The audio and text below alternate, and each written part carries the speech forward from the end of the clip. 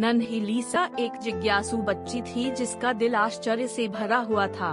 वह जो कुछ भी देखती थी उसके बारे में सवाल पूछने की प्रवृत्ति रखती थी। उसकी जिज्ञासु प्रकृति अक्सर उसके आसपास के लोगों को भी चकित कर देती थी, जिसमें उसके पिछवाड़े में रहने वाले रंग बिरंगे जीव भी शामिल थे। एक धूप भरी सुबह लीसा घास पर बैठी थी और उसने एक छोटे जीवंत पक्षी को बीज पर चोंच मारते हुए देखा। उसने जोर से आश्चर्य व्यक्त किया कि पक्षी को अपना भोजन कहाँ मिलता है। पक्षी अपनी मनमोहक आँखों और मधुर आवाज के साथ खुशी से चहकते हुए यह बताते हुए कि प्रकृति उन्हें कैसे प्रदान करती है। लीसा अपनी जिज्ञासा अभी भी पूरी तरह से संतुष्ट नहीं हुई थी। आगे सोचने लगी, लेकिन तुम रात में कहाँ सोते हो? उसने अपनी चमकीली आँखों को उस छोटे जीव पर केंद्रित करते हुए पूछा। पक्षी ने छोटे बच्चे को शिक्षित करने पर गर्व महसूस करते हुए खुशी में अपने पंख फड़फड़ाए। पक्षी ने समझाया कि रात में वह बड़े पेड़ की बाहों में शरण पाता है, जहां उसकी शाखाएं धीरे धीरे हिलती हैं, जिससे वह तारों की चादर के नीचे सो जाता है।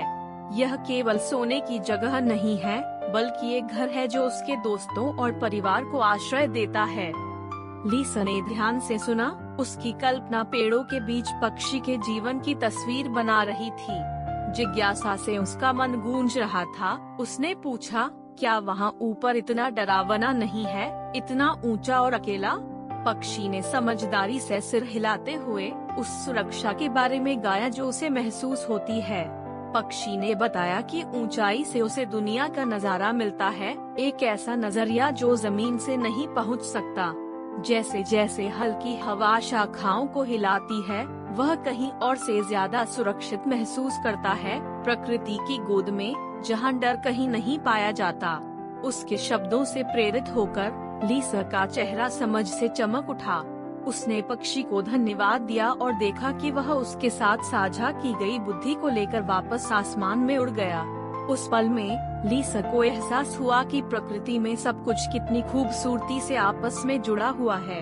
यह जीवन का एक नृत्य था, जहां हर प्राणी का अपना हिस्सा था और हर सवाल एक रोमांच की ओर ले जाता था। उस दिन से लीसा ने अपनी जिज्ञासा को संजोया, क्योंकि इसने उन दुनियाओं के दरवाजे खोले जो उसने पहले नहीं देखी थीं।